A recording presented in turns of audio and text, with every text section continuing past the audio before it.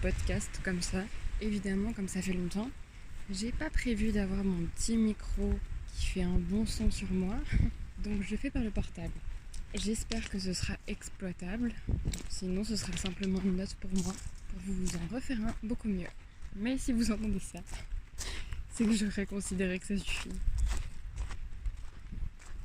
En ce moment, tout me pousse à me recentrer vers moi-même, à écouter ma petite voix intérieure que je pensais ne pas pouvoir écouter ou que je pensais ne jamais avoir entendue.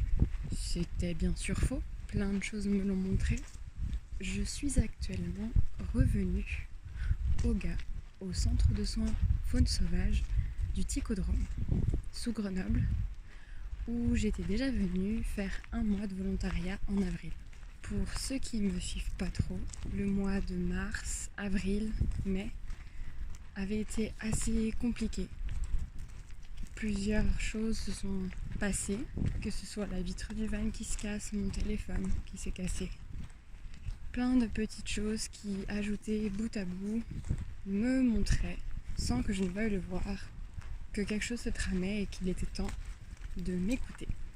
Si ça s'est passé sur des choses qui avaient en commun avec Jones, je pense aussi que c'est parce que lui aussi avait un grand besoin de s'écouter. Malheureusement, on a laissé beaucoup ces signes passer sans vraiment s'y plonger et sans chercher à les résoudre. Et la situation a un petit peu dégénéré. Des événements se sont passés et nous ont vraiment mis face au ravin. On a compris que pour nous, maintenant, c'était soit on se confrontait à nos problèmes, on essayait de les régler et on avance, soit on fait l'autruche, on se cache derrière des ça va passer, soit on les affronte et on essaye de le faire intelligemment pour continuer d'avancer ensemble. C'est la deuxième option qu'on a choisie, même si je dois dire que ça s'est pas fait facilement, ce choix-là.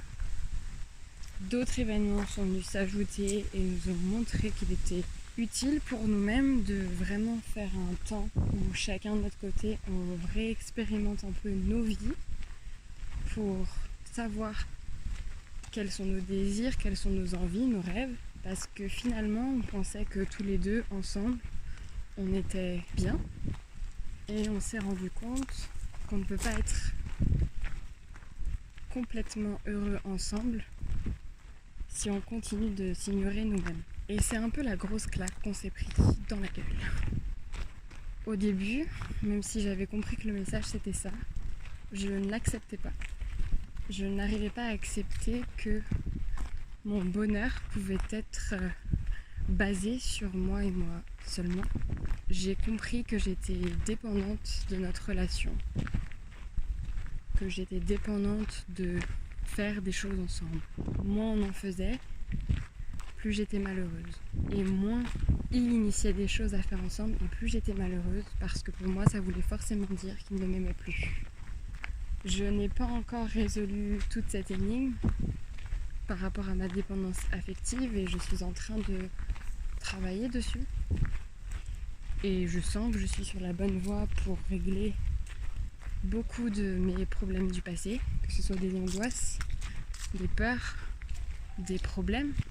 Mais en tout cas, aujourd'hui, toutes les petites claques consécutives m'ont permis de me rendre compte que déjà j'étais capable de construire ma base sur moi-même pour ensuite pouvoir intégrer des gens à ma vie qui me permettent d'être encore plus épanouie ou d'explorer encore plus d'univers, mais que mon univers de base, c'est moi.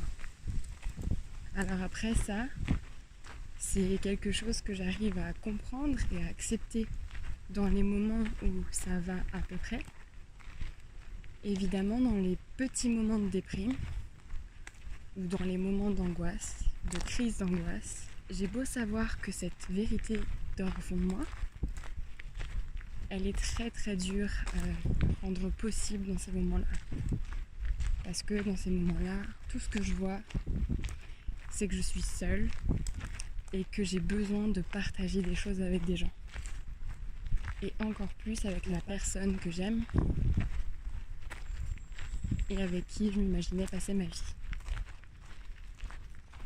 Alors aujourd'hui, même si je ne considère pas qu'on soit vraiment séparés avec Jones, puisque on est plutôt dans un travail de reconstruction de nous-mêmes avant de pouvoir nous reconstruire tous les deux. Donc c'est en quelque sorte une séparation parce qu'on a besoin de temps à part pour grandir, mais c'est pas une séparation dans le sens où on va continuer de communiquer et où notre but, en tout cas le mien, parce que je vais parler que en mon nom, c'est de faire en sorte que cette relation devienne une nouvelle relation, une relation plus saine, plus stable. Maintenant, je ne suis pas fermée au fait que tout ça, toutes ces idées peuvent changer et que je vais évoluer, il va évoluer, mais c'est justement en gardant de temps en temps des moments de discussion et de partage que je pense on pourra vraiment en sortir grandi. Ce qui est assez étrange, c'est que quand je suis avec lui, il y a beaucoup de choses négatives qui remontent, comme la perte de confiance que j'ai eue suite à des événements passés, comme le fait de comprendre que c'est pas normal qu'on soit comme si, quand maintenant on est ensemble, c'est pas bénéfique pour nous parce qu'on s'empêche d'avancer. Parce que le nous de maintenant est trop ancré dans le passé et que le nous du passé ne peut plus exister. Ça c'est sûr. Et donc il y a besoin d'une séparation physique pour être capable, en tout cas pour moi, de me détacher émotionnellement de cette vie à deux où on était 24 heures sur 24, 7 jours sur 7 ensemble, pour ne pas vivre des angoisses permanentes qui se dévoilent souvent dans des situations où on est ensemble, et pour tout simplement avoir une chance de respirer et puis finalement d'apprendre à me connaître et de me faire confiance. J'ai aussi le sentiment qu'il est temps de montrer aux autres qui je suis vraiment et arrêter de me conformer à leurs idées, à leurs pensées pour devenir quelqu'un d'important à leurs yeux. La tournure de ce podcast est devenue très personnelle, mais je pense qu'il peut parler à beaucoup de personnes. J'ai l'impression que tout ce qui se passe dans le monde tend à ce que chacun se recentre sur lui-même et que chacun essaye de comprendre de quoi il a besoin pour vivre et qu'il se fasse confiance. Alors on va terminer là-dessus. Je vous souhaite vraiment de trouver vos rêves, vos désirs, de les vivre, de les partager si vous le souhaitez avec des gens qui vous respectent. J'espère que vous réussirez à être honnête avec vous-même autant qu'avec les autres et que la vie va vous réserver de très belles surprises. Je vous embrasse, à bientôt.